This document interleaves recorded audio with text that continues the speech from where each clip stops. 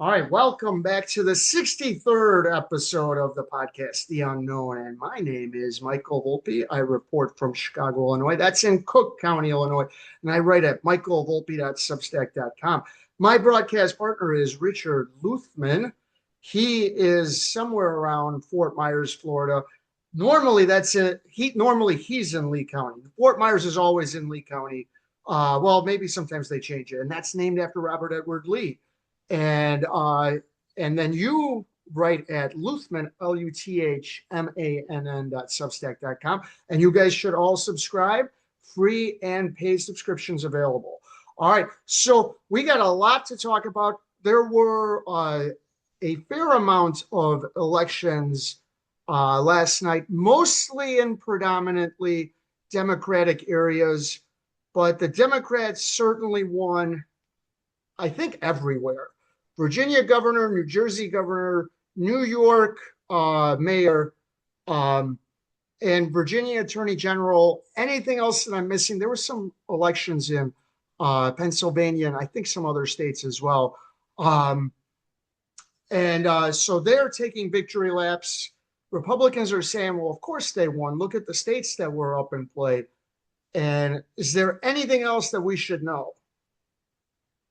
I think that this was a loss for the Democratic Party. It was a win for certain Democrats, but a loss for the Democratic Party because I think that what they did, only MAGA would say unwittingly, Democrats won everywhere, but on their own turf, unwittingly for the 2026 elections, they've given Donald Trump and the Republicans a huge campaign piece here.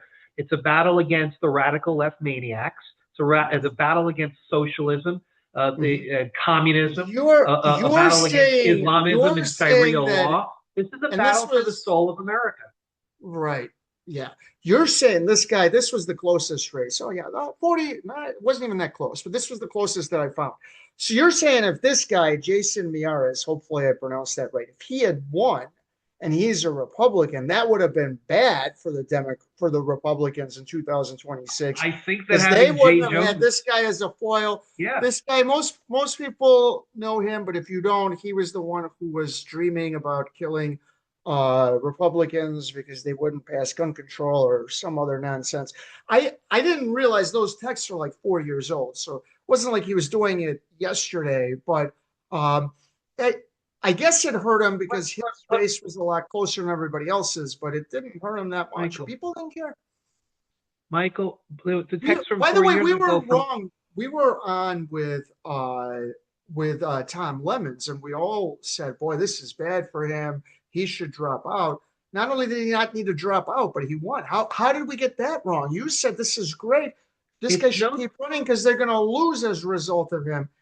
And he got 53.2% of the vote. It's no different than Zoran Kwame Mandami's quotes from a few years ago, his tweets where he talked about defunding the police. He talked about Sharia law. He talked about all these things. This guy, Jay Jones, let him sit around, and people wonder why the systems are broken. You walk into court, and you wonder why the system is broken. You want to walk to family court. You wonder why the system is broken. You keep on electing these maniacs to state and local municipal level government, and that's what you're going to get. You plant corn, you get corn. And so what this is going to show is that, and it's going to crystallize that the political philosophy that President Trump embraces, America first and make America great again, is the choice in 2026. And it's not this socialist. Wait. Whoa, stop. All the Republican candidates brought that. This Winsome Earl. By the way, people kept saying you win some, you lose some. Wow, you really came up with a cool one. All right, this lady is America first. This is a Trump clone, and she didn't just get beat; she got her butt kicked. And that's because the people who pulled the lever in Virginia are racist. They didn't want to see a black woman as the governor. She lost. All the Democratic voters were racist. That's what. Oh my God! Nothing is just a pure loss. Everything is an excuse. And then Mickey Shiro, this lady right here, I thought she did a whole bunch of bad stuff every which way. That's all I heard from the conservative media, that she was a terrible candidate. Scott Preston. I'll make a prediction. We'll find that Phil Murphy put his thumb on the scale with the elections. And Right. there's going to be Yes. elections. There'll be prosecutions probably because Wait, of wait, wait. election manipulation I have a through New Jersey. I have a question for you. Scott Pressler basically moved. I think he did move to New Jersey. I think he probably rented something out, and he never loses because he solely was given credit for winning Trump, Pennsylvania. How could such a weak candidate in Mickey Sherrill win by what are we 13% if Scott Pressler was camped out in New Jersey?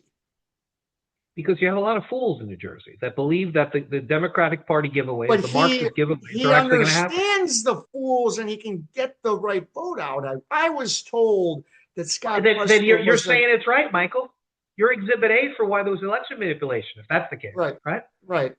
Something happened with who counts. It's not who votes; it's who counts the votes, right, All Mike? right, I think we have to do a now full investigation. I did want to point this out. Pressler wanted to vote against the three Democrats in retention elections, and he actually got kind of close. 61, 61, 61. That's good. That's good if you're trying to not retain them. That's bad for all three of them. That it's not a loss, but that's embarrassing. In a retention election, if you don't get 70% of the vote, you're not well liked. Almost no one knows any of these guys. They have no idea what they did as judges, and so most people just retain because they figured that's what you should do. And so to be at 61%, I think actually Scott did pretty well in those, though they're not wins for him. But I'm still confused. Scott Pressler is a vote getting guru, and he lived in New Jersey. And so why did Mickey Sherrill win by 13% then? I don't know, Mike. You're going to have to ask Scotty Press. Maybe he's not such a vote getting guru. Maybe he was given credit for Trump when Trump should have gotten credit for Trump. Maybe that's what it is. And by the way, credit for everything anyway, because Trump is Trump. That's how it works. Right. And Republicans lost. These are somewhat minor races in Georgia. I don't know what happened in Mississippi. And now, finally, let's talk about the most high profile race. Zoran, is that how you pronounce his name? Zoran Mamdani versus Andrew Cuomo, Curtis Lee. Well, there was a few other ones in there. I stick with my analysis before from last week. He won. He's actually a very good politician. He has the most important trait in this day and age, which is charm, charisma, affability, and being able to relate. Very similar to Barack Obama in that way. Very similar to Bill Clinton in very that way. Very similar to Vladimir Ilyich Lenin. Yes, he's right. Yeah, and Hitler. He's different. Hitler was different. He wasn't affable. He was very charismatic, but not affable. This guy is affable. Now he can flip the switch where he gets very angry, but that doesn't come out that often. So that's number one. And then that masks his radical policies. In that way, he's very similar to Obama. He's kind of like Obama 2.0. Number two, he's buying votes. He's telling you he's going to freeze your rent, that all of your bus fare is going to be free. Everything is going to be free. And someone else is going to pay for it. Free PK, free this. Yeah, that plays well. Look, costs are very high in New York, and he honed in on what people were concerned with, and he went with those issues. And number three, which is extremely important, his candidates, his opponents were weak. This was I haven't followed New York long enough, but if there was a weaker three candidates, God help us in that election. These are three incredibly weak candidates, and Republicans. Oh my God! 2 years ago, you were treating this guy like he's the devil. He's the worst thing ever. We need to get him out. We need to destroy his career. He's horrible. He kills old people. He puts people in homes and won't let them leave because of a mild cold-like virus. I'm talking about COVID. Then, after years of slamming him and going after him, he resigns. And now that he's running against Mamdani, he's the savior? Are you all kidding me? There was a very funny Babylon Bee piece the other day, how elderly Jews in New York were paralyzed whether to vote for the candidate that would kill the Jews or the candidate that would kill the elderly. It was, but you're 100% right. I heard it put it the way that they had 3 bowls of crap in front of them, and you had to figure out which one was the most palatable to eat. These are terrible candidates. And the Republicans, I put an article out months ago saying that the person that should have run was Andrea Katsimatides, John Katsimatides, the billionaire media mogul and supermarket mogul's daughter, who's the the president of the Manhattan Young Republicans.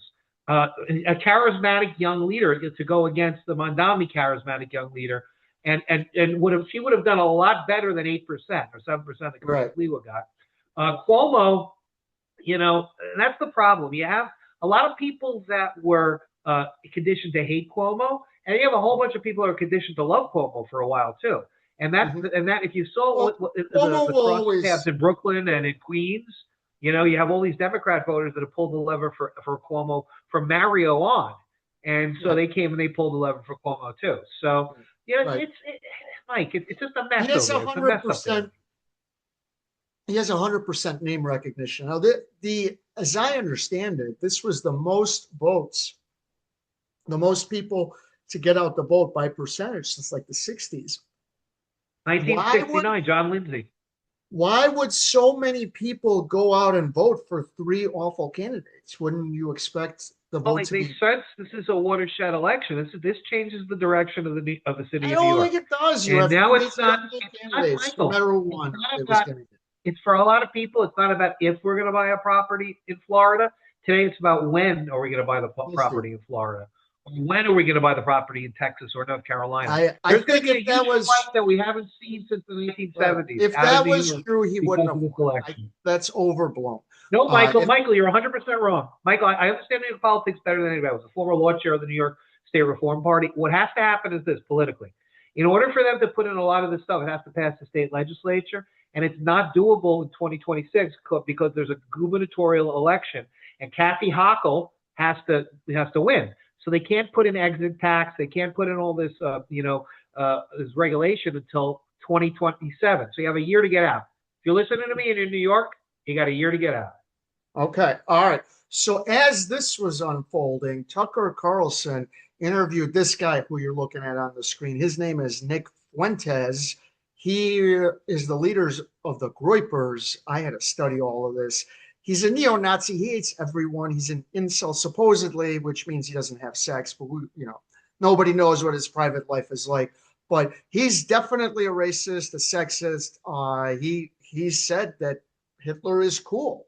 He said that Stalin, who put my grandfather into a gulag for about a decade, was one of his heroes. And Tucker put him on the air. Let's watch for a minute now. The part we're going to watch is Daily Wire. Why something about the Daily Wire and Nick Fuentes. Daily Wire is the I guess media organization run by Ben Shapiro. I tweeted at Ben Shapiro. I said, I've never seen anything on the Daily Wire that's actually critical of Israel. And he quote tweets me. And at this time, I have 1,000 followers on Twitter. How old are you? I'm 18. I'm a freshman. Still a freshman in college, yeah. Mm-hmm. And this is even before I started my show. And I don't know, I probably got 100 likes on this tweet. It wasn't a viral tweet. He quote tweets me and says, to accuse a Jew of dual loyalty is the surest sign of anti-Semitism. And this is how it sort of begins. And I see this tweet. And by the way, that was on Christmas Eve in 2016. He immediately called you an anti-Semite. Mm-hmm. So I'm driving to Christmas Eve Mass with my family, and I see on Twitter the notification comes up, Ben Shapiro quote tweets me, calling me an anti-Semite.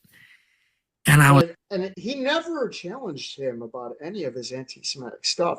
And I want to get up. So Ben then, after this interview comes out, he did a pretty long thing. We can't watch the whole 42 minutes that Ben did, but here's a couple minutes And he quotes a lot of stuff Fuentes said. Hate Tucker Carlson's laundered anti-Americanism. Republicans think it's trash. Independents think it's trash. Democrats think it's trash. Americans are not pro-segregation, pro-rape, anti-woman, pro-child marriage, anti-black, anti-Jew, anti-Indian, anti-Latino, anti-Constitution, pro-Hitler nutjobs like Nick Fuentes. And Americans are not pro-Putin, pro-Iran, pro-China, pro-Venezuela, pro-Hamas, pro-Fuentes, pro-Tate idiots like Tucker Carlson. They hate this vile garbage. If Republicans decide to cower before the likes of neo-Nazis and their propagandizers, they deserve to lose. And they will lose. Neo-Nazis and their propagandizers are not Republicans. They are not America First. They are not MAGA. They sure as hell aren't conservative. These people aren't to my right. They are not attached in any way to the fundamental principles of conservatism. And these people have already declared themselves to be my enemies. I'd be a fool not to take them seriously. If they get their way, they will hollow out the Republican Party, lead it to electoral catastrophe, and empty it and the country of any semblance of decency in the process. My answer is no.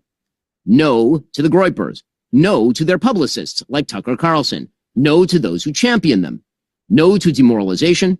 No to bigotry and anti-meritocratic horse shit. No to anti-Americanism. No. This is our country. This is our party. And this is our conservative movement. And I will not stand by while it is handed over to those who betray the most fundamental principles I have spent my entire life defending and advocating. That is a path to defeat and a path to moral oblivion. I reject it because if we lose the right, we will lose to the left.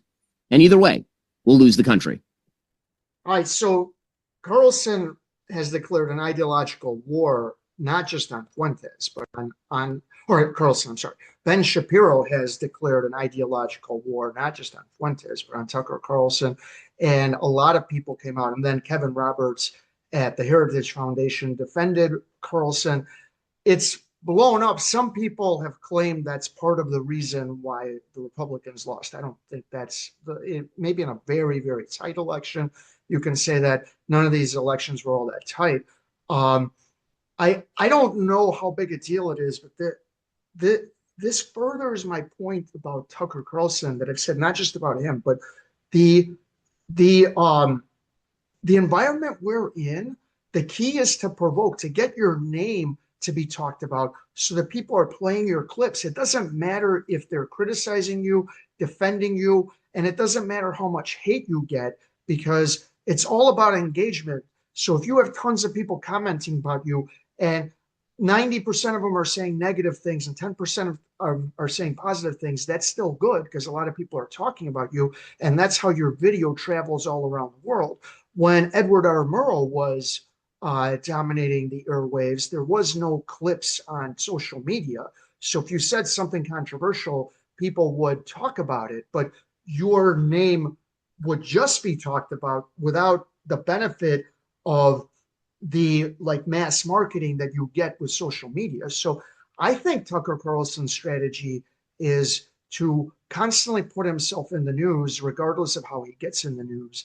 And Candace Owens is the same way. That's why she claims that Emmanuel Macron's wife is a trans. That's why she claims that some sort of a conspiracy killed Charlie Kirk. She keeps changing who the conspiracy is. Doesn't matter because it gets her in the news. It gets her talked about. Clips of her show gets played, and that's all that matters.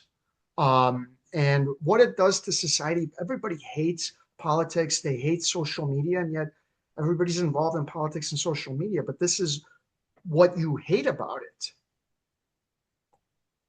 The word that we have to apply and the term we have to apply here is something called hyper reality. And that's the lens we have to look at all of this through, Mike, I think. Hyper reality is basically simulation replacing reality, right? You have to look at this. And so you have to look at Nick Fuentes and say, this guy is not for real. He's a manufactured digital spectacle, right? Mm-hmm. He's probably the greatest example we have today of that. Candace Owens is another, Andrew Tate's another, and very quickly, the former journalist Tucker Carlson is falling down that same rabbit hole. It's hyper reality. You're not looking for something that is real. You're mm-hmm. looking for something that's hyper real. All right. Mm-hmm. And so the problem becomes there's no coherent ideology behind hyperreality. The only ideology, only driving force is spectacle. It is a spectacle. You're trying to find meaning from a circus. You're trying to find meaning from the lion tamer and the whip and the bears on roller skates and the tigers dancing around. This is P.T. Barnum at its finest. But P.T. Barnum was not a political philosopher, and neither are these people. And they're not news people either. I want to play another part. This is from Ben's, like the full one, because he's going to play a few things that he plays throughout, but he's going to play a few things that Fuentes said, and then I'll point out. You came away thinking that for the most part, Fuentes lives on the radical edge of normality. You think that if you watch the interview, because Tucker Carlson decided that it was important not only to host Fuentes, but to smooth over his views, water them down, and make them far more palatable to a normal audience. As we'll discuss in a bit, this is what Tucker Carlson does for a living. But back to Nick Fuentes. To understand just what Tucker did here, we must actually examine what Nick Fuentes says on his show, and has said for almost a decade, because he was asked precisely 0 questions about any of what you're about to see by Tucker Carlson. Nick Fuentes says women want to be raped. A lot of women want to be raped. And when I say raped, I mean like, that sounds bad when I say it like that. But there's like a lot of women that really want a guy to beat the shit out of them. But also they have to pretend, but part of it is they have to pretend like they don't. Nick Fuentes says that his followers should kill, rape, and die in his name. Raise your right hand. All right, everybody raise your right hand. Raise your right hand. Repeat after me. I will kill, rape, and die for Nicholas J. Fuentes. Nick Fuentes says that women are whores who shouldn't be in politics. I will continue my crusade against women in politics. Because it's always like this, and it's so ironic. Women are like, I don't like, when you say, I like, you have to affect the face. When you say to repeal the 19th Amendment, that offends me. That hurts my feelings. It's like, have you ever stopped and considered that maybe if you get offended, there's such a strong emotional reaction to political opinions you disagree with across the board? Maybe that's one of the reasons why you shouldn't be making political decisions. I'm not attacking women. I'm attacking whores. You have no problems, right? I'm attacking whores. I'm attacking sluts. Stupid, dirty bitches. Nick Fuentes. All right, so there's a lot of that. None of this Tucker asked him about. He, you saw the conversation. He's like, take me back. And it's like anti-Ben Shapiro. Ben, first of all, do you think like if you accuse a Jew of dual loyalty, that you have loyalty to Israel and America, is that anti-Semitic or is that a legitimate criticism? Listen, they're going to do the same thing in 2028 when J.D. Vance runs for the presidency because he's a Roman Catholic. They didn't do it to Joe Biden, but they did it to Jack Kennedy. It is a political tool that's used. If you're a Jew, if you're a Catholic, if you're anything, they're going to say, "Oh, you're taking orders." I think you're saying that it is. I think you're saying it is. Would you agree that when they did it to JFK, that was anti-Catholic? Look, they're going to do it to Mandami for the next year too. That he's taken his that is anti-Islam, and you see what happens. This is something that happens in politics. But it's not the way that Nick Fuentes says it. It's not like that. But it is what it is. Like they put it out there in politics. It's as old as time. It's a way to attack somebody on their religion, but not attacking them on their religion. Come on. Politics. Right. All right. So, any other thoughts about Nick Fuentes? And then we'll move on to the next topic. It's all sensationalized bullshit, Mike. At the end of the day, if you want to tune in for politicized entertainment that's loosely moored to reality, it has some context in reality, but it's not real. Then watch Nick Fuentes all day long. It pollutes your mind. Right. Go ahead. All right. So next, a couple of weeks ago, I went into Evanston, Illinois, just north of Chicago, and I said there are no anti-ICE signs. Now, I want to point out that was October 27th. Only like 2 or 3 days later, here's some of the nice photos that you see. That's pretty nice. It's a lovely suburb. There were no anti-ICE signs. And you know what happened within a couple of days of me going to Evanston, Illinois? Oh, it all started, Michael. I think that the radical left that are monitoring your Substack page Right. took right out of the playbook and it said we have to ruin this. All right. So I want to point out a few others. So this is I found this is an Evanston. I don't know if they got a newspaper too, but it's definitely a website like for residents of like a newspaper website for residents of Evanston, and the ICE people, and let's watch it.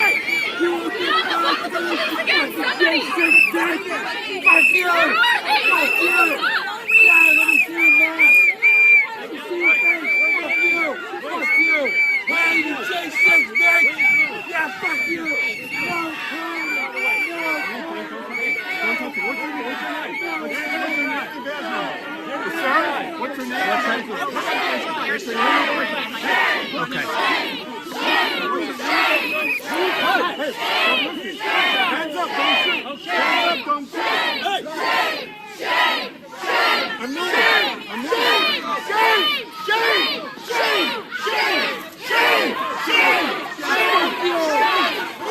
There appear to be 1, 2, 3, 4, 5, at least 5 officers. All right, Just says police. The caption says a video taken at 12:20 p.m. Friday shows residents confronting federal agents after a vehicle crash. Now, I've noticed something.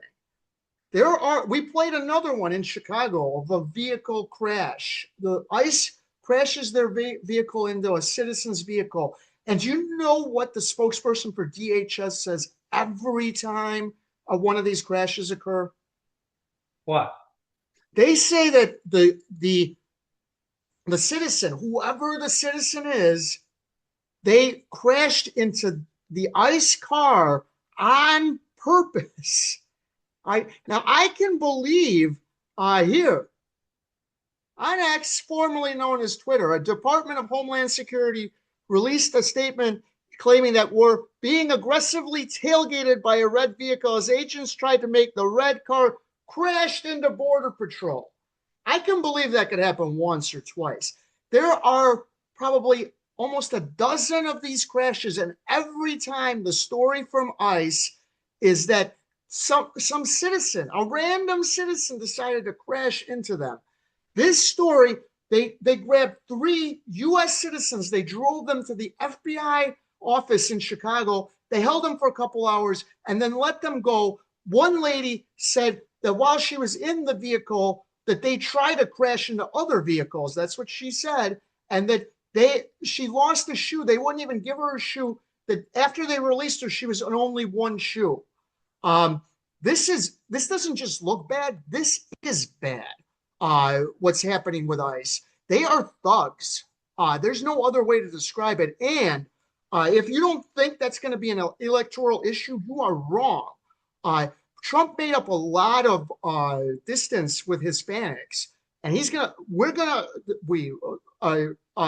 Republicans will lose most of that distance. It's going to go back to about 66-33 again, because this is just thug behavior. Michael, what about the attempted vehicular assaults, vehicular homicides that are part and parcel here? The fact of the matter is these ICE vehicles are clearly labeled. They know what they are because they're being tailgated and everything else. If you are someone who's just a citizen and you see these ICE vehicles go by, get out of the way. Get out of the way. Don't go near the vehicle. That's what you said. Operation, as I said, pull over. Wait a minute for it to go by. But you're there to tailgate because it's part of an assault. It's a coordinated vehicular assault on government operations. That citizens randomly. Here's another one. Here's another one. Here's another one. Hit and run! Hit and run! That's a hit and run! Hit and run! Hit and run! That's a hit and run! Hit and run! Hit and run! Look, hey, watch out with that weapon! That weapon! Yo, watch out! What's wrong with you? You hit it! You hit her! Yo! What's wrong? You hit her! You hit her! You guys hit her! You guys hit her! What's wrong with y'all? Y'all bust a whole U-turn in the middle of the street! That's a U.S. citizen they're about to rip out of her. You're on camera. Leave her alone. They're She gonna ain't rip even her do out. shit. She No, trying to that's go a to US work. citizen, She but trying to go to Hispanic. work. What the fuck? No, what? Crazy shit. Y'all some crazy. Y'all got no heart, for real. No heart. That's a U.S. No heart. citizen. And they held her, and then they released her. And there's about a dozen of these incidents. And every time it's your story. And I don't believe that a whole bunch of random citizens are doing that. I don't believe that for 1 second. This is ICE being the aggressor. Every Behind the flipping camera, time. Mike. You have a paid agitator behind the camera. If I'm Yeah, tweeting you got a paid come on, Mike. agitator. Yeah. No, They're you're right. agitators, Mike. The guy just happened to start filming, and he knew that he was a paid agitator. You're right. Yeah, you guys just don't. They go and they try to start collecting the vehicle. Are Camera. There's some. This is, I understand. Neighborhood. Fuck ICE. And I think that is apt. Fuck ICE. These guys are thugs. They're acting like thugs, and it is going to become an electoral issue. And outside of MAGA, nobody thinks this is a good idea to act this way. That lady wasn't doing anything. She was driving to a coffee shop before she was going to work. They crashed into her. And even if she crashed into them, the punishment for a reckless driving is not to be ripped out of your car and driven to FBI headquarters. If you want to stop, wait for the cops, give her a ticket, that's one thing. But well, next time, maybe she won't be in league with the paid agitators. That's right. All. She won't be in league with the paid agitators. She was going to a coffee shop. She wasn't doing anything. That's what she says, but the proof of the is in the pudding. Yeah, the proof is that they clipped her, and then they stopped their car, got out, put guns to her head. They didn't show that they clipped her. They showed that she got in the way of the car. She might have been part of the whole scam. I don't know what's going on here. Right. Neither do you. I know what's going on. These guys are thugs. They don't have any rules of engagement. The thugs are the ones with the cameras, and they're using cars for thugs are the ones filming it. Ridiculous. Yeah, they just happen to have a camera every freaking time. Like, come on. Yeah. There's cameras everywhere. Give me a break. Paid agitators. Of course, there's cameras everywhere. Now, we could have done this as part of the election roundup. I want to give a little shout out. Tara Palmieri has an excellent Substack. She worked for Politico, some other spots. She interviewed the liberal congressional candidate. I'll never pronounce her name. And the lady got off the interview after a couple of questions. She was charged with and I can't remember, she's running for Jan Schakowsky's seat. Jan Schakowsky is a long-term congresswoman. She's retiring, so she's running for her seat. It looks like that lady was part of a crew that surrounded an ICE vehicle and may have even written pig on it. Somebody wrote pig on the vehicle. But anyway, so Tara did an article, and she's saying Democrats think maybe we'll be done with the shutdown in the end of November. Republicans think maybe it'll be the early December. We are currently at day 36, which is a record already. Obviously, that's going to make Trump goat POTUS when we look back in 60 years that he oversaw the longest shutdown in history. Am I right? It's definitely a shining example of his governing philosophy. I think it's actually an excellent thing. What's going to happen is what's happening with SNAP and everything else. He's going to purge the SNAP rolls because they already put stuff in the one big beautiful bill, and now this, where the money's not going to be flowing easily and regularly, it's going to make everybody have to reapply, and the people who really need it are going to get SNAP, and not the ones who are mooching. So that's a good. That's a good positive. You think, and there's about 41 or 42 million people on SNAP. So that's about 1 in 8 people. Why do you think so many people are on SNAP? And that's because Biden made it very easy to get, and Obama before made it very easy to get SNAP. Obama. Michael, do you know who's on SNAP? Christopher Ambrose. Right. People have been on SNAP. $1 million shore house in Connecticut on SNAP. There are plenty of other examples of people with $1 million or with lots and lots of money who are on SNAP, because all you got to do is go down and apply for it at the welfare office. You don't have to go to the welfare, like that was years ago. Now you just got to go online and you can get SNAP. So you have to purge the rolls. This is one way to do it. It's probably, not the best way to do it, but it's still a good way to do it. There are probably more optimal ways to do it. But when you have Democrats and blue states that aren't going to participate and they're going to villainize and vilify, then this is a good way to do it. I think it's the best way that Trump has possible. He's going to save Okay. the government a lot of money and get a lot rid of the freeloaders. He's already taking care of the women and children. He's making sure the women and children have access to the formula and medication. Okay. All right. So USDA estimated about 10.5 billion or 11% of SNAP benefits were improperly paid. So there is some fraud in SNAP. So he's going to save the country 10 billion. Of course, he's spending 7 trillion, but it is good to save He's up. got tariffs. He's collecting got tariffs. Record tariffs. Tariffs aren't going to pay for anything.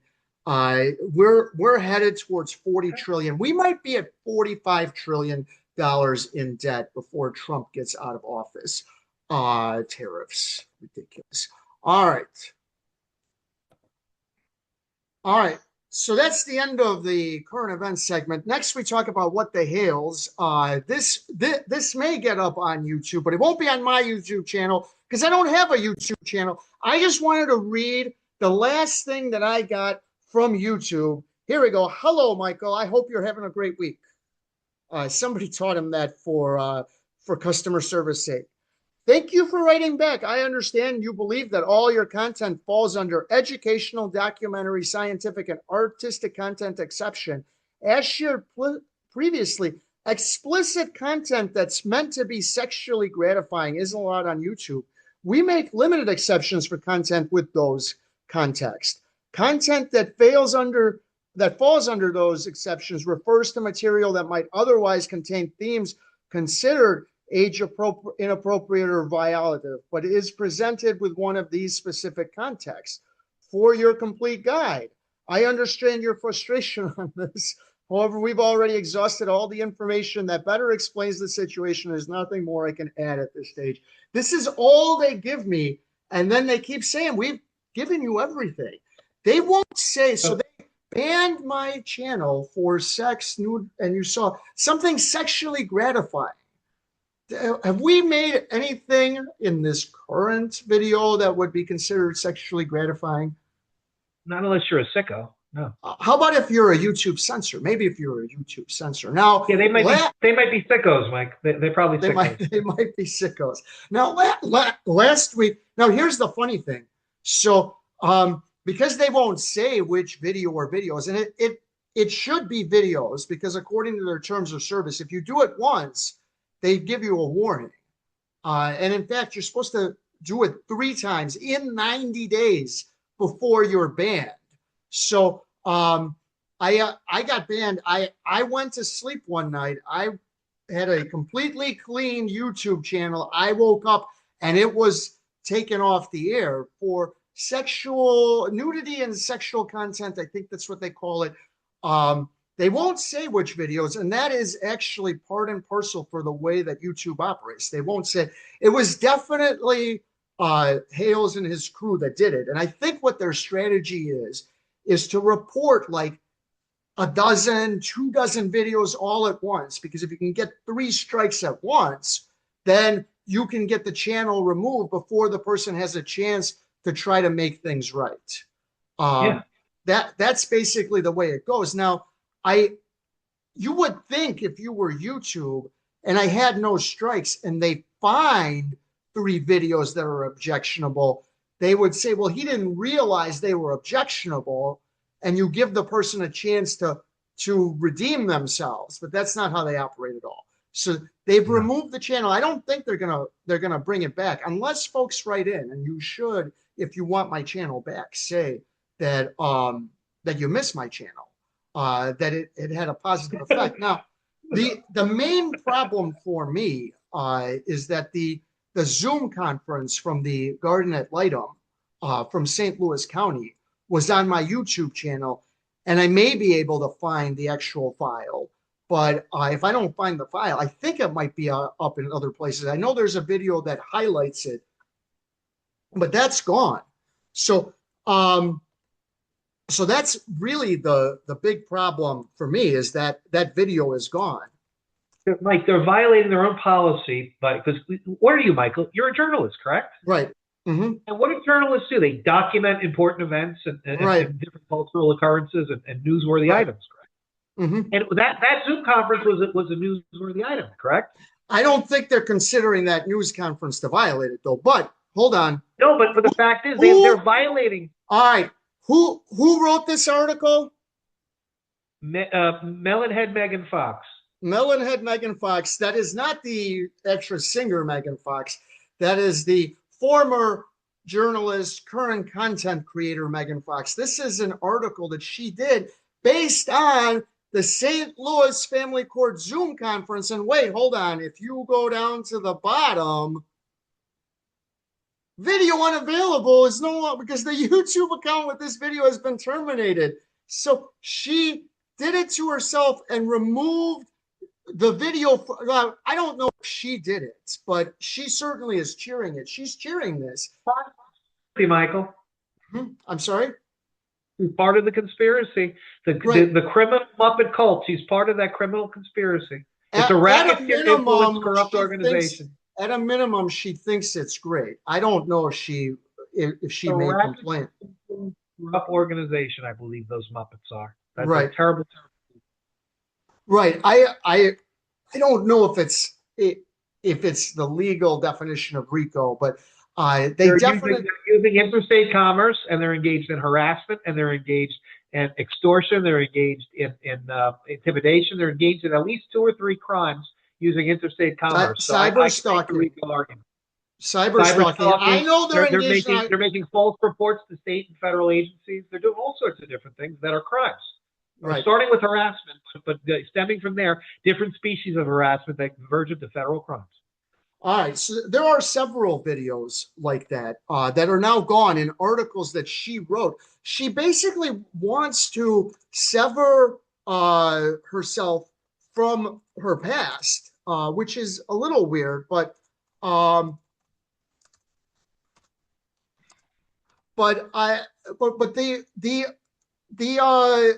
videos that have the articles that have the videos that I had that she wrote, all those videos are gone. Here's another one.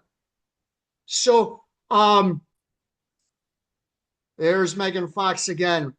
Missouri judge sends 14-year-old girl to live with allegedly abusive dad while jailing her mom. Now, this is based on an audio recording that was turned into a video. And I think there it is. There's the video. It's gone because that channel has been terminated. That's my channel. There are a lot of my videos that she used to use that are now like this. Maybe we should call up PJ Media, Mike, and ask them to remove these dead link articles. Right. That might be a fun one, right? Right. Or let them know that she was a part of this. And how did they feel about her old articles, which still get like a handful of hits probably per day. If they have dead links, it's bad journalism to have dead links. Let's get rid of them. Right. Yeah, they have videos that are no longer around. So, if somebody goes to it, she quotes from the video, but you can't listen to it. And I don't know why she would think that helps her, but, what are you going to do? All right. Anything else you wanted to add? I think that you need to sue. I've said it before. I'm going to say it again. Sue, sue, sue. Like fight, fight, fight. Sue, sue, sue. And that's the only way you're going to get these people at the table. And then you're going to have these lawyers for YouTube come in and they say, what are you suing us for? And they say, well, you violated your own this, you did that, you did the other thing. And they're going to say, okay, well, if we restore your channel, that's what's going to happen, Mike. You might not even get into court. You might have to go to court once, but you can make some content out of it. And I'd sue Neil Mohan personally, the YouTube CEO, just to have fun with it. Don't you think that that YouTube has had a lawsuit like this before? Don't you think that they have plenty more in the sense that they did the mathematical calculation that will deal with the people if they sue. Most people don't sue, and we win. If they sue, we're probably going to lose, so we might as well just buy them off right away. So put it in the suit. That's what you think it is. All right.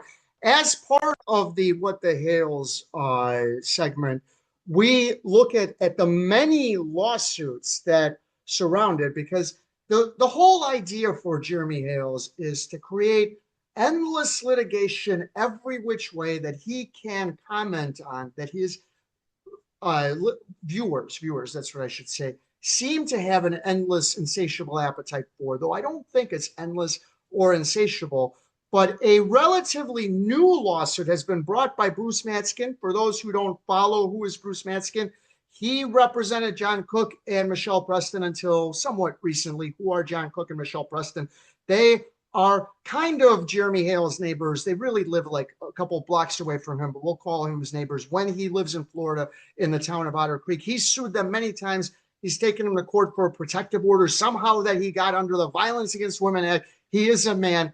But Matskin is suing Larry Foreman. He goes by the DUI guy because he does a lot of DUI. He's an attorney in Louisville, Kentucky, because Foreman claimed that Matskin was going to be disbarred for something relatively minor, that Matskin was going to flee to Armenia because it was so major, and some other things. And his attorney, so Foreman filed a motion to dismiss under anti-SLAPP, that is the strategic lawsuit against public participation. So when you file under that, you are saying that the other person has brought this lawsuit without merit to chill your free speech, so it should be removed immediately. And I don't know if this is the response to that, but this is a response motion. And what Matskin, through his lawyer, Ben Potash, is saying is that the videos that Foreman made were actually advertisements for his law firm, because he constantly talked about the law firm, and then he put their contact information on the bottom, the logo, all of that. And as a result, your duty to be accurate is much more narrow, because you don't have a free speech right to lie in an advertisement. An advertisement is not a form of free speech. So what do you think of that argument? And do you think that Foreman plugging his law firm, putting their logo in the bottom, saying "call me," is that enough? If he says that a couple of times in a 30-minute video, would that be considered an advertisement? I think that this is smacking upon commercial speech, right? Mm-hmm. Which is not pure free speech. Free speech has its purest form in pure political activity, right? And when you're talking about issues of government concern, you have a lesser right to commercial speech because there's greater regulation. One of the big regulators out there is the bar. The attorneys are regulated in their commercial speech by the rules of professional conduct, specifically Rule, I believe, 7.1, 7.2, and 7.3. And it looks like Foreman is violating the rules of professional conduct in his commercial speech, where he gets very, very close in that his actions are deceptive. And the rules of professional conduct make it very clear that you cannot have deceptive statements in there. You can't talk about expertise that you have that you really don't. You can't even talk about certain things. There's a whole it's a large litany of things you cannot say when you're an attorney engaged in advertising.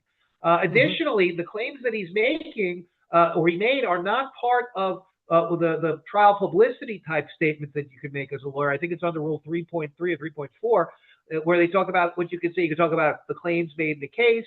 You can talk about defenses. You can talk about the status of litigation. Well, if there's no litigation, he doesn't have any right to go out there if he's going to make himself as a commercial, as a lawyer. Now, he's got his lawyer hat on for all purposes, Michael. So he's got to be cabin. Hold on. Now, there is litigation in that Foreman, I believe he was making this argument, argues that he is commenting on the lawsuits that Matskin was involved in as an attorney. So he has a perfect right to analyze, even critically, Bruce Matskin. He has the right to say he's a chump lawyer. Does he not have the right to say, I think do that, except for if he's advertising as a lawyer? Because you understand, the lawyers have a candor and to third parties. They have to treat everybody with respect. So Foreman could go on a YouTube channel as Larry Foreman, Larry Foreman, and say racist things, bigoted things, sexist things, homosexually offensive things. He can say that all he wants as a private citizen. The second he puts the ESQ, the second he puts his lawyer hat on there, it's there for all purposes. He has to treat all people at a certain level if he's going to be connected as a lawyer. Even though he is a lawyer, does he inject himself there, it becomes a problem. Does he then have a problem with this part of the of the motion. Matskin, quote, used to live in Connecticut. Then he tried to scam a bunch of people there. Probably. I don't know. I have no evidence of that. That's terrible. Does that sound That's like terrible. a problematic? That's terrible for him? That's terrible for Foreman Well, because okay, but if I'm Foreman, and I think he actually is making this argument, scam we're here. You know, that's very vague. That's an opinion-based comment. But he's imputing his expertise as a lawyer, and you don't. The regular viewer doesn't know whether he's saying this as a commentator like you and me, or as a lawyer in his learned legal opinion, because he's making advertisements for his law firm at the same time, and doesn't put a very clear disclaimer that this is all commentary and not to be taken seriously for legal purposes. So he's got a problem. The onus is on Larry Foreman to make it clear to the public audience, to protect the public, what he's saying. And he didn't do that. The devil's in the details, and lawyers are held to the higher standard. All right. We're going to see how the judge responds. Now, there's one other important legal term, false light. So what this motion argues is, first, that we believe that there was defamation, that there were factually not correct statements that were made deliberately. But if you don't agree with us, he was also painted in a false light. How is false light as a legal term different than defamation? And does Foreman have any liability on that argument? Well, yeah, I think it's a stronger potential liability here because he relies upon his status as an attorney and his law licensure and his practice and advertising his law practice in making these statements. Because if Joe Blow on the street says X compared to a lawyer or somebody that's a trusted professional like a doctor or an architect, you know, if I'm looking up at a structure and I say, man, that building's going to fall down, you know, I'm just some schmuck making an opinion. But if Frank Lloyd Wright looks up and says that building's going to fall down, it gets closer to false light. Okay, that's the analogy here with Foreman talking about another attorney's so do work. you think this is a problem then? And I'll explain who all these people are. He scammed Scott Stark. He scammed Lynette. He scammed John. He scammed Dave Helm. He scammed a lot of people. Scott Stark is an attorney that Bruce recruited, I guess you could say. But Stark represented Lynette, who is Michelle Preston. Lynette I think is her middle name. John is John Cook, in a lawsuit that they filed, and then Stark was already ill, and he's passed away since then. He got so sick that they had to withdraw the lawsuit, and so he doesn't really, Foreman, that is, explain how he scammed Scott Starks. Dave Helm is an attorney being sued by Jeremy Hales, who was commenting on some of his videos, and now he's being sued. He doesn't say how he scammed these people. He doesn't provide evidence of how he scammed these people. Is that an example of false light? I would say so, because the implication is that this man with expertise as an attorney who knows what a scam is, who knows what both for crime and for a tort, a civil wrong type scam would be, a fraud, right? Is saying that this rises to the level of a fraud. So he's basically saying that it's a fraud, using his attorney credentials to back it up. Okay, now, if you were representing Larry Foreman, in responding to this, would you need to provide any evidence of how he scammed these people to say that this is not false light? Here's how he scammed Scott Stark. If you're representing Foreman, yeah, if I was defending Foreman, here's how it would go. Number one, I have no obligation to say anything more than I'm saying. I'm talking in my capacity as a private person. And it's clear to any viewer that I'm talking in a commentary capacity, not in a capacity as an attorney. That's number one. Number two, to the extent that it's believed that I'm not, I have a good faith basis for everything I say, and here's my good faith basis. And he would give the evidence, the documents, the emails, the statements, and that's it. That's what the defense is. That's the only defense that Foreman can give. All right, so you would expect that that when Foreman, and I think Foreman does get to respond to this, when Foreman responds, he's going to get a little deep into the weeds about how he thinks that he scammed Scott Stark, how he thinks that he scammed Lynette and John and all of those There's two folks. prongs of a defense. One is a legal defense, one's a factual defense. The legal defense is, like I said, I was talking in the capacity of commentary and fully protected under commercial speech, under any type of speech there, to say those things. Number one, and it's clear to anybody who sees it that was the context. Just because my law firm was there, it's incidental to everything. It doesn't create a situation. Everybody knows this. They tune in for commentary. Number two, the factual basis I have, it makes the prima facie case for a good faith defense, meaning that anybody can speak on a matter and report on a matter and make commentary on a matter, and especially cannot be taken as fact because it's an opinion, or even if they may take it as a fact, that you have a good faith basis to talk about it. So he should show facts that give a good faith basis that refute every one of Matzkin's claims. Emails, statements, filed court documents, anything like that. He should be. I don't think he's gonna have a good faith basis to say he scammed Lynette Preston or John Cook or even Scott Stark. He encouraged Stark to take the case. Stark was an adult; he didn't have to take the case.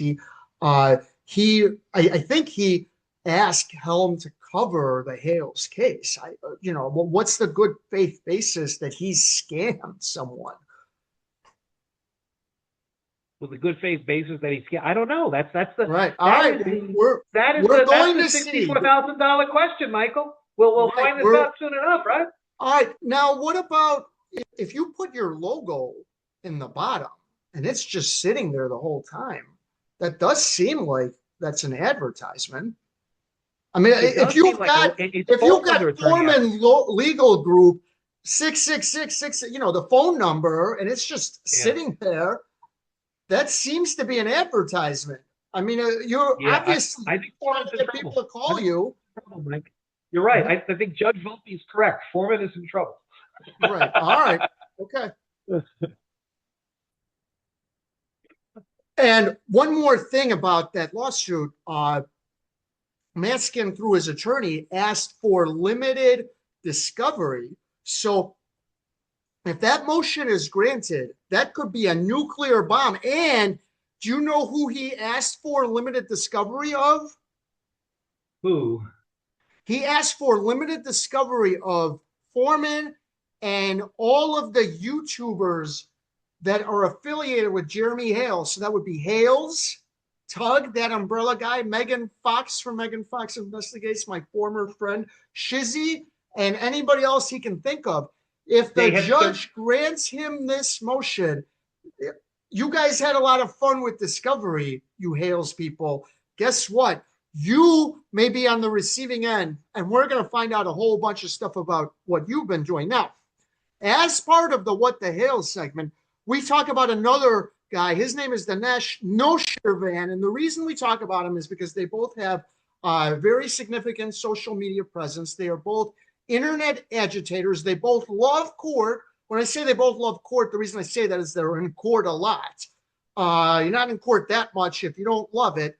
They both have scumbag attorneys that seem to do their legal bidding. Dinesh Noshirvan, his scumbag attorney is Nick Chiappetta. Jeremy Hales, his scumbag attorney is Randall Shockett. And so this is the Frank Report. If you don't know the Frank Report, you should. It's run by Frank Parlato. Better friends with you. Both of our friends. We've both been published on there. We've worked with Frank. He broke Nexim NXIVM. If you go back to the original articles from the New York Times, you'll see him referenced. Frank was writing about him for a while. Finally, the New York Times picked up on it. Those people who are in jail in part because of the work that Frank did. And he's done a lot of other things, but that's the first thing you think of. But he's been looking at Dinesh, and there were some interesting text messages between Dinesh and another guy. Who is the other guy? His name is James McGibney. That's this guy right here. Right. Yeah, he has a website of bullyville.com, and he has an A&E TV a show called Bully Hunter. They just did the pilot. Before you go on, and this is Dinesh. Would you consider Dinesh a bully? Oh, yes. He's a bully. Do you think it's ironic that this guy who goes after bullies is friends with Dinesh, who himself is a bully? Well, that is what the whole import of Frank's piece here is. It's kind of about the irony of who's judging who. Because these guys come and say that they're going to come and take care of the bullies. And they're their own, private justice system that is kind of unmoored from anything we would think of that's justice. Like, Michael, you know that if you go to a courthouse, you have judges there that have some type of qualifications. You know that they're not totally, despicable people. Some of them are and fall through the cracks, and we have to fight them. But they do have qualifications. They didn't walk in off the street and get on the bench, and no one noticed that they just showed up. And that's kind of how it is on social media, Michael, with guys like McGivney and guys like Dinesh. And so they have a partnership that this is part of the court record in a case in Fort Myers that's called Couture versus Noshirvan. And the last three are 340. It's from, I think, 2022. Now, you've talked about that case, but explain the details of the dispute again. So what happened was in 2022, Jennifer Couture, who's a mom and a businesswoman from Fort Myers, Florida, got in a parking lot altercation with another woman named Angelique Reed in Dunkin' Donuts in Fort Myers. And the video went viral. Angelique Reed was one of these. The video went viral because Dinesh put it up online. The video went viral because Dinesh, who has close to 3 million followers online, is a mega influencer, and his entire brand is accountability, content. Meaning that back in the COVID era, he was the mask police. So if you didn't have your mask on and you had any type of important role, if you worked at a hospital, if you were a public official, he would get a picture or a video of you without your mask on, and then he'd have people mass report you and try to get you fired for not having your mask on. And it's snowballed from there where he's cancel culture. He's cancel culture, yeah. So the way the right now uses it, even though they abhorred it, if you say anything negative about Charlie Kirk, you definitely have to have your life destroyed now by the right. It's kind of the same thing. Right. But that's an aside. All right, go on. So what happened with Jennifer Couture? What happened with Jennifer Couture? Basically canceled by Dinesh's cancel culture mob because of this edited video. If she got into an altercation and she was the aggressor, maybe she should have been canceled. She wasn't the aggressor. Actually, Angelique Reed, they didn't show the full video. She almost T-boned Jennifer Couture with her teenage daughter in the car. Angelique Reed, who's known to smoke marijuana while she drives. Angelique Reed was basically got out of the car and harassing and everything else. So it was a big problem. Both sides weren't shown, selectively edited, and it was a real narrative to try to go after the quote unquote rich white woman as opposed to present all the facts. For those who don't understand how these things explode, if it was shown out of context, how come it explodes and goes viral? If what you're watching isn't reality, how does that go viral? The same way that like Nick Fuentes goes viral. People have an appetite for this illusion. And it's a bit of Schadenfreude, it's a bit of it's not me, so we're going to have a lot of fun watching somebody else be miserable. Would you also say that Miss Couture, being wealthy and successful and driving a nice car, presents as an easy target for cancel culture? Hardworking businesswoman. She's worked for everything she has. It's not that she's quote unquote wealthy. It's just you have a lot of these TikTok wokesters that are brokesters at the same time, and so it's easy to blame the rich, even though she's not quote unquote rich. She works. She's not poor, and she had a nice car in the video. Am I right? She's not poor. She had a very nice car, but she's not like billionaire wealthy. Right. No, I understand. So, but people see that and they, I should be driving that car. I figure people with cars that nice are usually mean like this, and so they try to cancel like Cruella de Vil. Right. So he sort of canceled. He didn't really cancel her, but he definitely harassed her through this video. So what? She sued. She sued, and then this whole. It's not. Is it? It's definitely not illegal to present a video out of context. What is it? Tortious?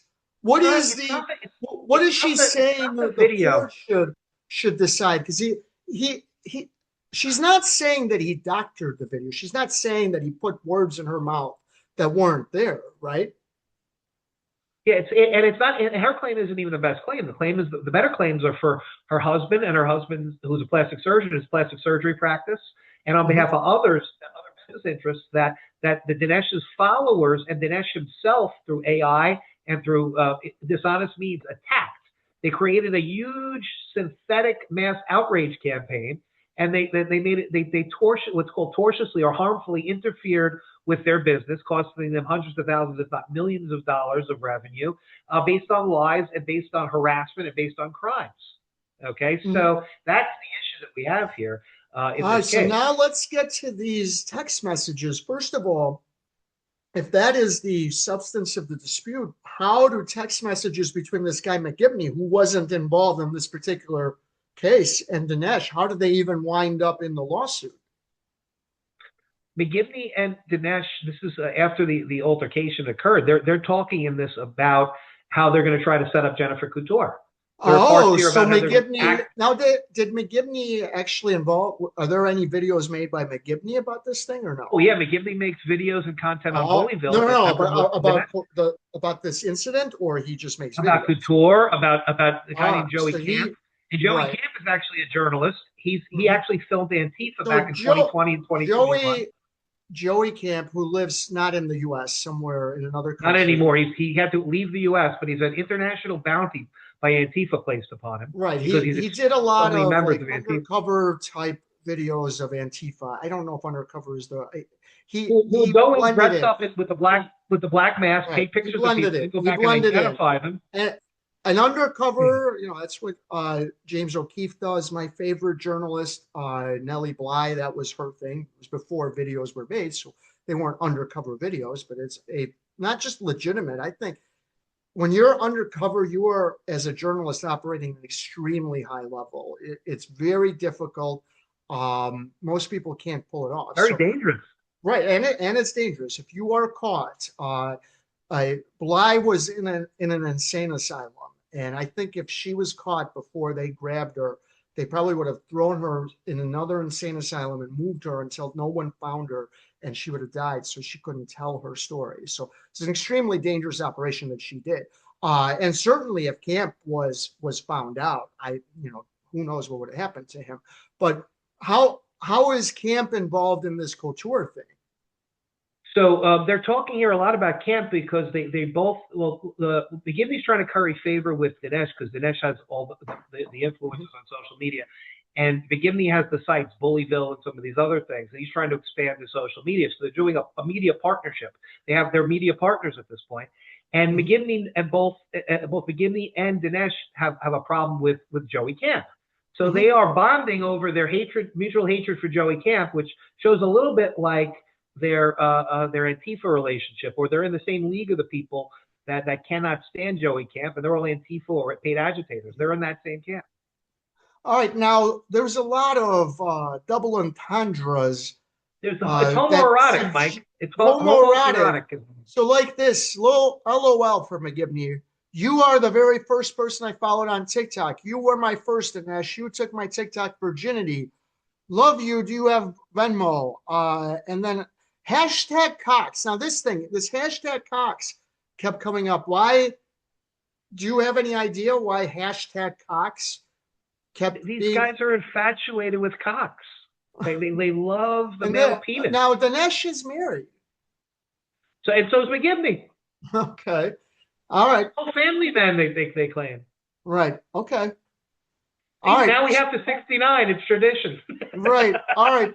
Yeah, now we have to 69. It's tradition right there. So this seems like suggestive of a gay infatuation between the two of them. Am I right? Go back. Go to the next one we give me.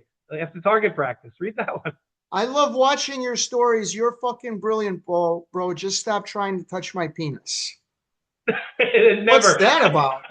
But by the way, hold on. If this is on YouTube, would this get banned? Yeah. Would YouTube consider that like sexually explicit? Would we have to remove that? We're just documenting it here under the EDSA policy for YouTube. Right. It's not, this is, I won't get back into that, but that if I knew which videos they had a problem with, I would be able to explain how it doesn't violate their policy, but they won't. Read the one coming under there. I had someone email me yesterday. I had someone email me yesterday asking why I was friends with a bully. They were referring to you. Here was my response, quote, I consider Dinesh much more than a friend. He's going to be my lover one day. I haven't received this response yet. LOL. Ha ha. Push bullies back. The only thing they respond to. Bullyville.com. He knows Dinesh is a bully and he partners with him. It just goes to show, it's like, what the heck is going on here with these people? This is what you have in cancel culture. You got maniacs. You know what? The show. So let me draw some metaphors. I think I'm using this right. In this story, this guy McGibney, James McGibney is the equivalent of Megan Fox. In an attempt to increase his viewership, he's willing to lose all of his principles. Being an anti-bully crusader, he gets in with the bully. It's the same thing with Megan. This guy Hales calls CPS whenever she was against all of that. He cancels people. She was against all of that. Everything that Hales stands for, she used to be against, and it sounds like McGibney is similar. Am I wrong about that? Is that a good comparison? It's very, very good comparison. I think that's Parlato's point in the article. It's like, who are these people? You know, what principles do they really have? At least in the real justice system, we kind of know they go before either the legislature or they go before the governor or they go before a qualifications board, and we know who these people are that are judges in the real justice system. But in this internet mob cancel culture system, now, who are these people? Let's talk about that for a minute. Isn't that the point of the internet, that you take the good and the bad with that, but that the good outweighs the bad, that the internet is the Wild West, that there are no rules, that it's free, that it's for everyone, unless you're on YouTube, and then there's a whole bunch of rules. But that's the point, Mike. That's the point. Unless you're a mega influencer. And who are these mega influencers? How did they become mega influencers? How does Dinesh have this almost 3 million following that he puts stuff out? He gets thousands of tens of thousands of views. Jeremy Hales gets tens of thousands of views, and they have account managers at YouTube and at Meta and they're making money with the outlets that they have that are claiming Section 230 immunity, but they're really not immune because they're preferred vendors. So it's not free speech, and it's not the good with the bad, like you say. This is a economically driven situation that is impeding upon free speech, and it's skewing the public right. What do you mean by that? Are you to look at reality? Are you saying that Jeremy Hales gets special treatment by YouTube? That when YouTube has a harassment policy, an anti-harassment policy. He makes 3 videos a week, let's say, maybe not quite that many, about John Cook and Michelle Preston that they don't ask for, that he's constantly belittling them. He will drive by their house and videotape into their backyard. And YouTube has no problem with that. But if I make sexually explicit content that they don't identify, they won't tell me what it is, they just remove my channel. So you're saying that YouTube gives him an unfair advantage, but how does social media do that for Dinesh? Same thing. He's got TikTok and he's got other places and Meta and Instagram. He's got account managers the same way that they have for YouTube, it's have for Meta, they have for TikTok, people within the companies that help these larger creators. Once you get another couple of zeros after your follower count that you already have, instead of 1,000, you have 100,000, 200,000, 500,000, 1 million. Then you're making big money for these people, and your stuff gets featured. It gets bumped up in the algorithm, and they actually help you make money because they make money. Okay, they promote you, and they promote you at the expense of smaller creators. So you're not treated the same. The whole key to due process and equal protection is an equal protection principle, right? So that the smallest guy. Whoa. Due process is in courts, in the court of law. There's no due process in YouTube. No one is. Yes, there is. Under the agreement, it's assumed that you're going to be treated fairly, right? If they're not treating the people fairly under the terms of their agreement, they're not treating people fairly under the terms of their agreement. They don't say so in their terms of agreement. So it's assumed that they're going to be treating people fairly. You have a good faith and fair dealing assumption under every contract you make. They should put in their terms of service that if we reserve the right not to treat people fairly. If they said No, that if you have less than 10,000 followers, you're more likely to violate rules, whereas people with over 10,000 followers. They don't put that in there because it would violate a duty of good faith and fair dealing in contract law. But they're violating the duty of good faith and fair dealing under the terms of their agreement and under contract law because they're not treating people alike. They're not treating people fairly. It's like saying, we don't like you because you have a small number of people. We don't like you because you're a woman. We don't like you because you're from Japan. We don't like you because you're black. It's the same type of class type of stuff. There are different classes that people make, and it's a biased class of people. They're treating people that make them money differently than people that aren't making them as much money, but they don't tell you that. Supposed to? Why wouldn't they treat somebody who makes them more money? Because then it eviscerates Section 230 230 liability. Well, okay, first of all, hold on. What is Section 230? Section 230 says if these guys act like zebras, if they act like neutral content, middlemen, they just deliver the content. I don't think that's what Section 230 says, though. Yes, it does. They're a platform. It's platform anti-liability provision. There's no liability for a platform unless, of course, they're broadcasting pornography or they're doing like 2 or 3 different things under the statute. But if that liability only goes if they're a neutral content provider, a neutral platform provider. If they start getting non-neutral with the content providers and get a pecuniary benefit, there's Ninth Circuit precedent and there's other circuit precedent. All right, but hold on. Well, here is what, according to Google, which is owned by Alphabet, which also owns YouTube. After Google bought YouTube, sometime after they created a holding company to own all of it because they owned a bunch of stuff. It says Section 230 is a law that provides legal protection to online platforms from being held liable for the content posted by their users. That means you can't sue YouTube for defamation, only the user. It also protects them from liability for their decisions to moderate or remove content they deem objectionable. It seems like YouTube is covered by 230. In my case, go to the immunity for third-party content. Read that first sentence, and I'll tell you what's wrong. Platforms are not legally responsible for user-generated content such as a defamatory post on a review site or harmful speech on a social media platform. The liability falls on the person who created the content, not the platform hosting it.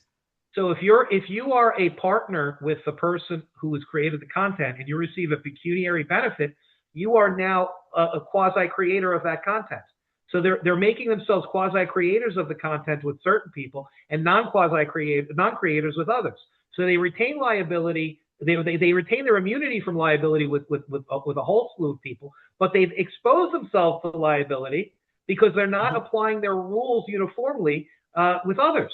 So if they're a quasi-partner, then that waives the immunity. And this is not me. This is not Richard Luthmann. This is there's case law in the Ninth Circuit. There's case law, I think, in the Seventh Circuit, some other circuits that leads to this conclusion. And if it gets to the Supreme Court of the United States, that may very well be the rule of Section 230 when they engage in monetary gain with respect to certain content providers, and that's influences their decision making. Gain. That's the point of the platform is to make money. I'm not seeing it. I think that YouTube can make money through hosting. They're making their money through hosting, not through promotion of specific content or over others. Then they're a quasi content creator. The second they become a content creator, there's no liability. Well, right, YouTube has billions of pieces of content. How can they only host it without promoting some of it? It has to be promoted.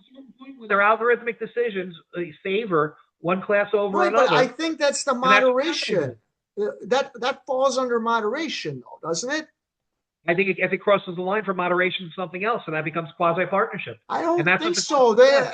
I think right here that covers their algorithm, their liability for their decisions to moderate. That their algorithm pushes some things to the top. That's part of the moderation. Other things to the bottom.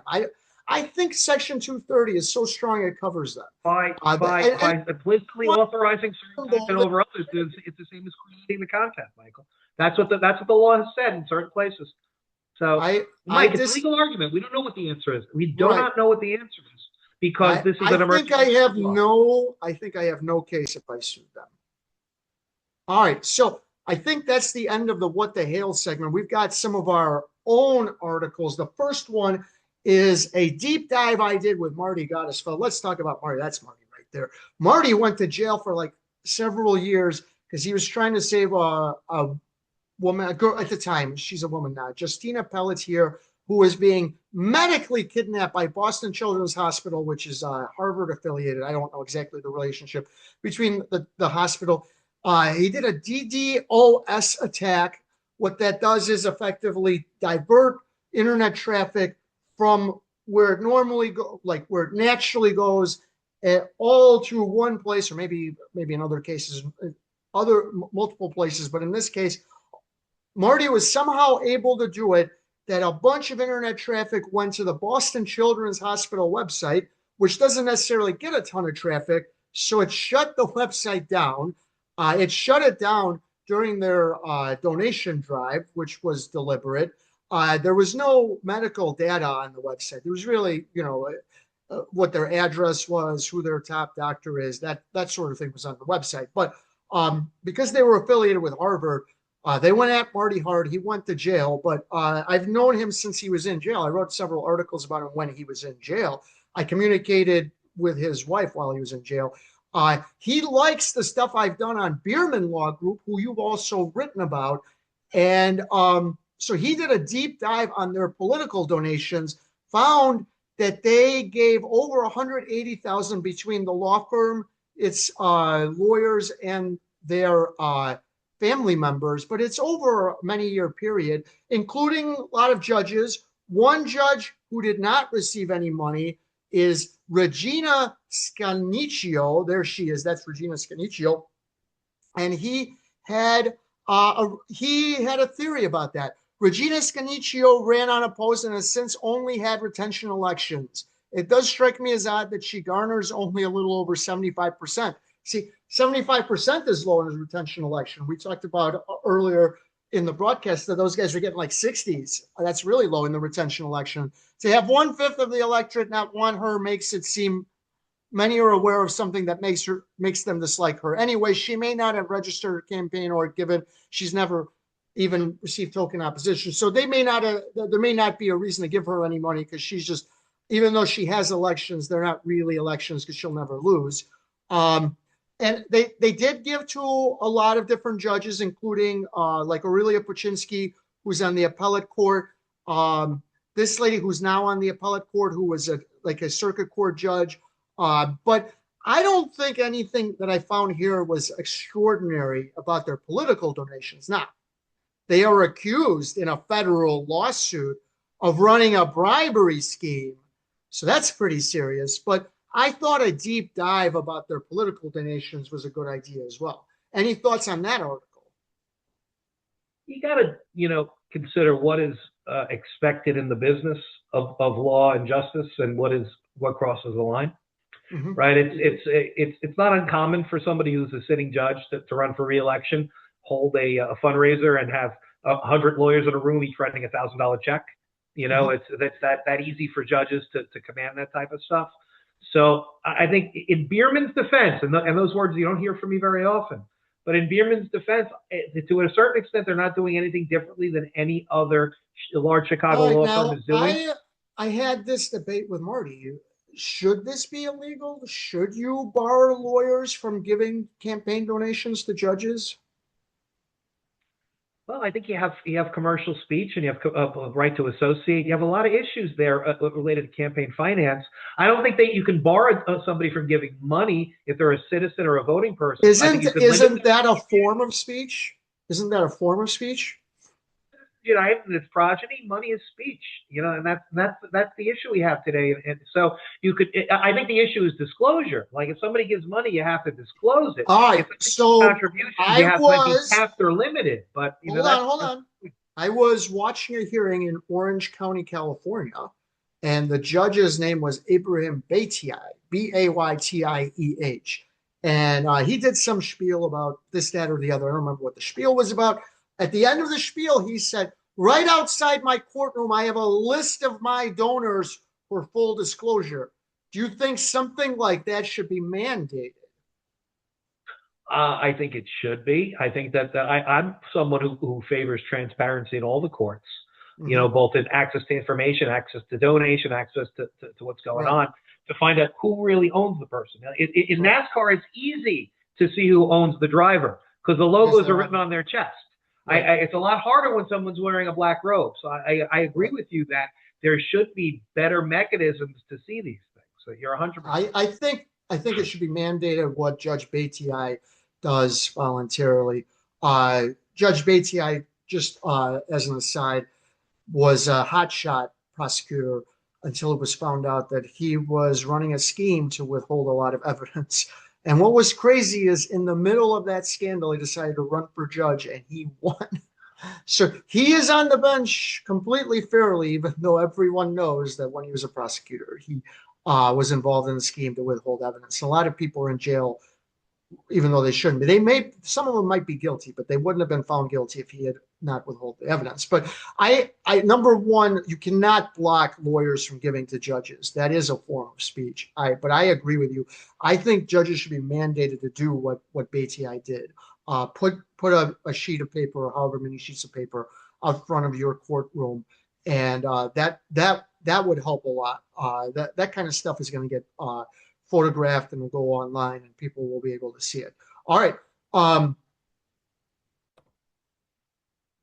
right. Next, you've been doing a series on this lady. You call her a Black Widow, and okay, the title of the article is "Black Widow's 400-page meltdown." Why do you call this lady? Well, who is the lady, and why do you call her a Black Widow? Well, her name is Elizabeth Faulkner. Okay, and she's an attorney in Kingston, New York, which is in Ulster County. And we call her the Black Widow because she has a pattern of not only, you know, taking clients and sucking them dry, but also taking certain clients, marrying them, and then sucking them dry, not as a lawyer, but as in divorce court as a litigant. So she's gone through a couple of men that way. She's had 4 or 5 different husbands, from what we've heard. All right. And now, this part is squarely agreed. She had a 400-page meltdown. Is this her? That's her. All right. That's the Black Widow. Well, how did she have a meltdown in 400 pages? Looking to catch you in her web, Michael. You know, she puts on a nice smile, throws some eyelashes, and you're in her web. I have dealt with someone like that. I will hopefully not make that mistake again. But yes, I have dealt with a Black Widow type person. Okay. How did she have a 400-page meltdown? Well, this is with Helen Garber, and Helen Garber is a protective mother from Ulster County, and she is a nurse, and she's been helped very, very greatly by Dave Weigel, who's our friend and who's the foundation for the Family Court Fraud Warrior Project, the Family Court Fraud Warrior Project, and it's David Weigel. And so he went up to court in Kingston. And he went up there and he observed the court, and he got thrown out of the court. And he had this judge named Sarah Rakoff that said, you know, Weigel, what are you doing here? He's like, I'm a family court watchdog. I'm the Family Court Fraud Warrior Project. I'm here. I'm here to provide transparency to the public of what's going on. They kicked him out of the court. So he's been pushing. Well, this 400-page paper, a set of papers, was an ex parte order. Michael, you've heard a thing or two about ex parte orders, right? Yes, done without the benefit of the other side knowing about it. And so what Faulkner did was after he got involved, Weigel got involved, and Garber was there. She brings this ex parte order that somehow the daughter who's in Garber's custody is in grave danger, has to be taken out of her custody, and the biggest reason is because of David Weigel and talking in the media about it, and the connection to an anti-Semitic blog. She got an ex parte order to remove children from the mother based on things that Dave Weigel said online about the case. That's first what happened. The order got presented and it got signed, right? So what they do is the Faulkner gets the order. And they said a part of it was that it was Weigel. The other part was that she was connected to a, quote, anti-Semitic blog named thefamilycourtcircus.com. And so that's a terrible. Wait.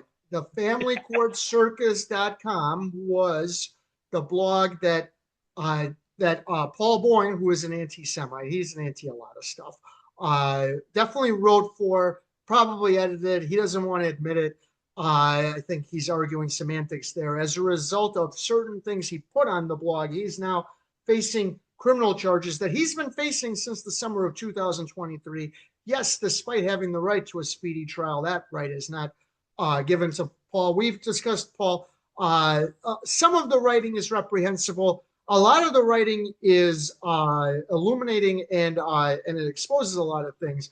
But and it's possible that the reprehensible part was done to attract attention. But be that as it may, now they want to associate this woman with Paul's blog. Now, does she write for the blog? No, it was just a couple of articles. There were articles about her case. Wait. There were articles about her case in the blog. On the blog, written by Richard Luthmann. Now, that happened in another case. Lauren Hayden, who I wrote about, she won a landmark civil lawsuit. I don't remember how much money she won. It was a lot, but it doesn't even matter how much money she won, because even though she won it in December of 2023, and I mean, a jury came back and said, we're giving you like $500,000 or $1 million. It might have been $1.5 million. It was some guy. It's been stuck in appeals. She's received nothing. Her lawyers have received nothing. But Lauren had the same thing happen to her because Paul wrote about her case in a similar way. Her ex used that to say she's like unstable, things to that effect. Basically the same kind of thing, right? Yeah, and so the judge finds this. I think that Paul's anti-Semitism, and it's blatant anti-Semitism, it hurts. It doesn't help.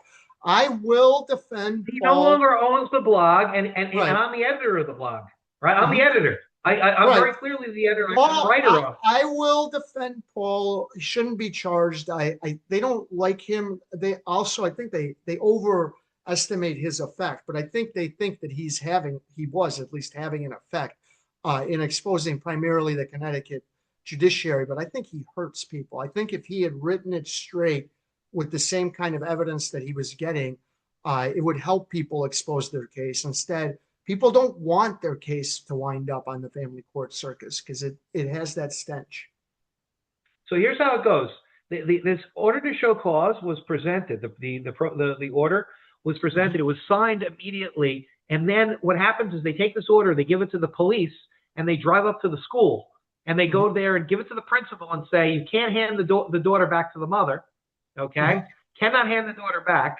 See, that's the next article. Sarah Rakoff. Go back up. Right. No. I want to get. I want to show some of the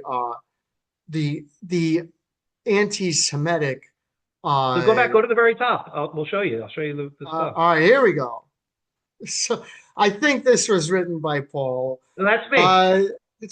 Doyle moves to gag Paul. Oh no! I wrote this one. This one's sanitized. I'll show you a Paul one. If you want to see a Paul one, I'll tell you one to go to. Yeah, that one. Try that one. Suck a bag of dicks. That's not that. This one wasn't written by me. I don't know where. Streeto. Go back up. Well, Elmo decries Jewish conspiracy. Go down. Go. Right there. Elmo decries. Elmo decries Jewish conspiracy. This is the kind of stuff. Here, longtime Sesame Street resident Elmo decried the federal government's defunding of PBS as an obvious Jewish conspiracy. Anyway, he hoax. Yeah, he likes to say that. I can't tell. This wasn't written by Paul. This was written by William J. LePetamine, who's a world-class specialist from the 1870s. Yeah, that's Paul. All right, that's Paul. Right. So anyway, this guy. So Paul puts a lot of anti-Semitic stuff on the blog. There's no reason for him to do it. He does it anyway. I don't know why he does it, but I think it hurts people as a result. It's not something that he should have been doing. All right, go ahead. Well, go back to the front page. Go to the top of the blog right now, and then click on the logo. It'll take you back to the front page, all the way on the left. Yeah, there you go. Click on that. Judge Sarah Rakoff. Click on that now. Here's another example of something that wasn't written by me. This was written by Baron Bombers. And now, right? That's a real person. The view is that this is that Sarah Rakoff, she recused herself on this case, and the case is going to another judge, but they're covering for a pedophile ring. That's the view of this Baron. And if you go down, you can click the video. It's actually pretty funny. It's about 20 seconds long. But that is, that's one of the issues we have here. There we go. 525,600 petals. That's how many live in your town. 525,600 petals. Your son or daughter are chatting with them now. On Discord, Omegle, in chat rooms and subreddits. On playgrounds, in malls and at Chuck E. Cheese.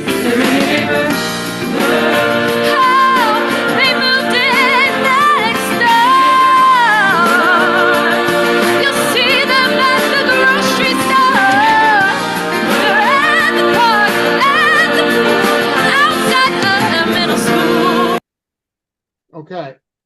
So what happened? This article, it's the author that Attorney Faulkner, who's called Attorney Fucker, is really covering for Gillis, the father, who's really a pedophile. The daughter's 10 years old, and she's at the perfect age to be groomed and then sexually used. And so that's the view, another view of this story that's being presented. You see my articles; they talk more about what's going on with the courts. This is going further down range and talking about what may very well be lurking behind in the shadows that's not exposed. So that's kind of what is fueling a lot of this animus. All right.